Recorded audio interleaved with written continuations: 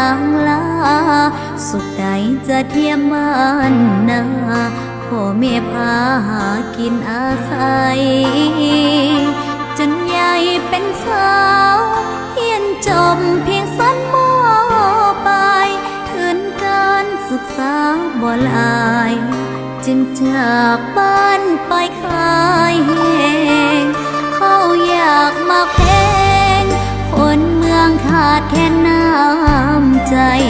แข่งขันปันหน้าค้าขาย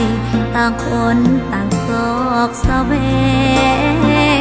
หายากเหลือเกินคนจริงใจให้ความฮักแพง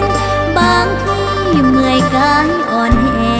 งแต่หัวใจเข้มแข็งบ่ท้อ